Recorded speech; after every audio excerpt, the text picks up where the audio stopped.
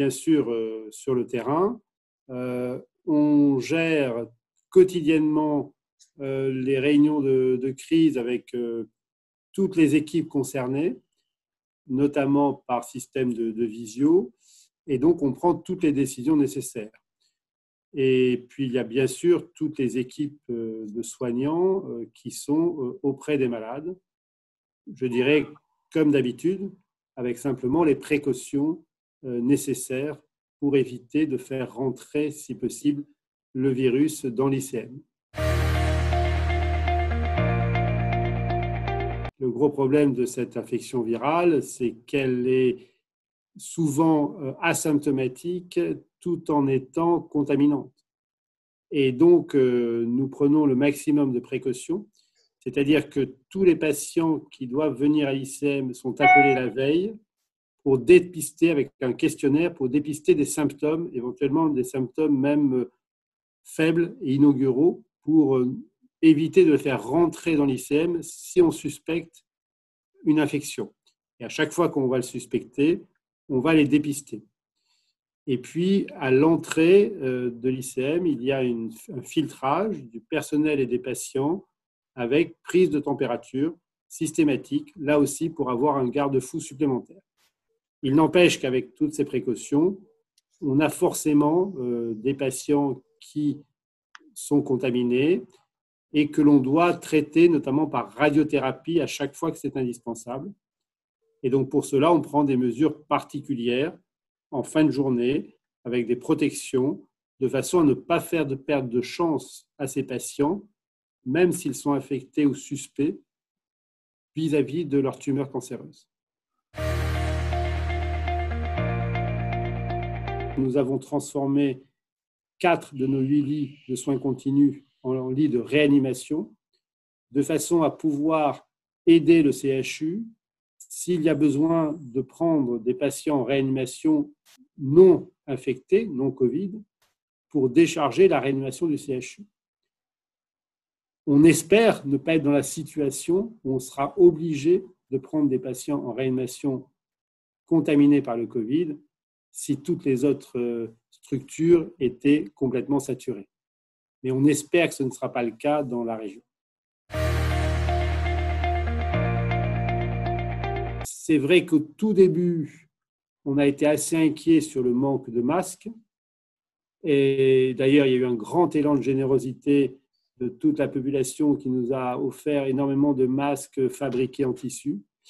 Mais actuellement, je dois dire que nous n'avons plus du tout ce problème depuis déjà quelques jours et que tous les patients qui rentrent dans les ICM, tout le personnel sont équipés de masques adaptés. Donc, c'est vrai que voilà, il y a eu un petit peu de retard à l'allumage là-dessus, mais je crois que c'est partout pareil. Alors voilà, il y a ce débat sur les masques. Pourquoi est-ce qu'on n'en avait pas suffisamment? Ça, je ne peux pas répondre à cette question. Mais en tout cas, nous, dès le début, on a pris la mesure de ce problème et on a limité au maximum les venues non nécessaires. On a dû limiter, interdire quasiment les visites de famille pour les patients. Voilà, on a pris des mesures assez difficiles à prendre, mais qui sont nécessaires. Les systèmes de télétravail et de téléconsultation fonctionnent très bien et que ça peut être déjà des outils à développer. Alors là, après, pour éviter des déplacements inutiles, de la pollution, etc. Par ailleurs, bien sûr, les leçons, elles seront surtout au niveau, je dirais, industriel pour garder nos capacités de production de produits essentiels à la santé des patients en cas de crise comme celle-là. Elle est un peu ralentie, le centre de recherche, l'institut de recherche est fermé. Bien sûr, les chercheurs continuent sur les publications à travailler, mais il n'y a plus de travaux réels dans le centre de recherche. Nous avons dû arrêter les nouvelles inclusions dans les essais cliniques pour éviter là aussi un afflux trop important de patients d'aller et venus parce qu'il y a des contraintes dans ces essais cliniques particulières. Par contre, nous continuons à traiter dans tous les patients inclus déjà dans les essais cliniques. Et nous continuons les activités de recherche, mais elles sont quand même mises en parenthèse un petit peu.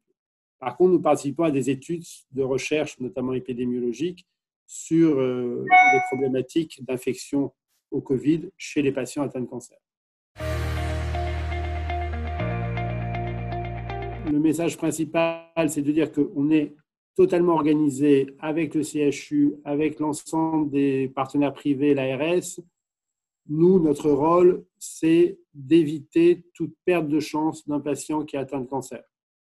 Parce qu'il ne faudrait pas qu'il y ait plus, je dirais, de pénalité, de mortalité par non-traitement des cancers que par infection. Donc ça, tout le monde est bien conscient de cela et on fait tout pour éviter cela. Et actuellement, c'est le cas. C'est-à-dire qu'il n'y a pas de perte de chance. Le deuxième point, c'est qu'on est organisé pour aider au maximum, notamment pour les réanimations et pour les soins des patients non Covid. Par contre, sur le plan matériel, on est inquiet, comme beaucoup de réanimations, sur le manque de certains médicaments et actuellement sur le manque de surblouses de protection.